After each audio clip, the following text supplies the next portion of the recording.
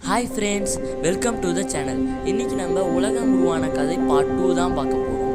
அதுக்கு முன்னாடி பார்ட் 1 பார்க்காதவங்க மறக்காமல் போய் பார்த்துட்டு வந்துடுங்க. அப்போ தான் அதோடைய கண்டினியூவேஷன் உங்களுக்கு புரியும்.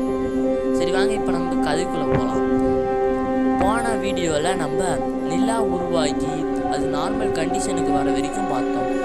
இருந்தாலும் நம்ம பூமியோடைய வெப்பநிலை அப்படியே தான் இருந்துச்சு. அது மட்டும் இல்லாமல் நம்ம பூமியோடைய சுழற்சி வேகம் ஒரு நாளுடைய பகல் நேரம் வெறும் 6 மணி நேரமாக இருந்துச்சு.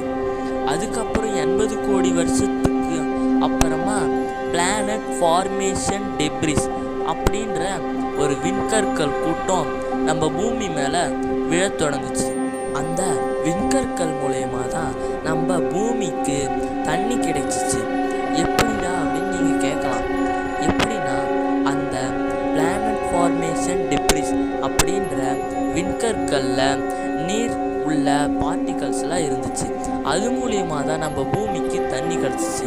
இந்த விண்கற்கள் சுமார் 2 கோடி வருஷங்களாக விழுந்துக்கிட்டே இருந்துச்சு. இதனால் நம்ம பூமி முழுவதும் தண்ணியால் நிரம்புச்சு.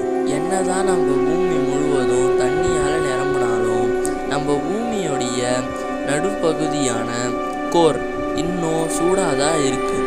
அந்த கோர்லேருந்து வெளிவர்ற வெப்பம் வேல்கனோவாக வெடித்து சர்ஃபேஸ் உருவாச்சு. அந்த சர்ஃபேஸ் கான்டினெண்ட்டாக உருவாச்சு. ஸோ இப்போ நம்ம பூமியில் சர்ஃபேஸும் உருவாயிடுச்சு, தண்ணியும் உருவாயிடுச்சு. இருந்தாலும் இந்த பூமியில் உயிர்கள் வாழ தகுதியான இடமா மாறலை. ஏன்னா உயிர்கள் வாழ தேவையான ஆக்சிஜன் இன்னும் கிடைக்கல. இந்த ஆக்சிஜன் எப்படி கிடச்சிச்சு அப்படின்றத அடுத்த பாட்டில் பார்க்கலாம்.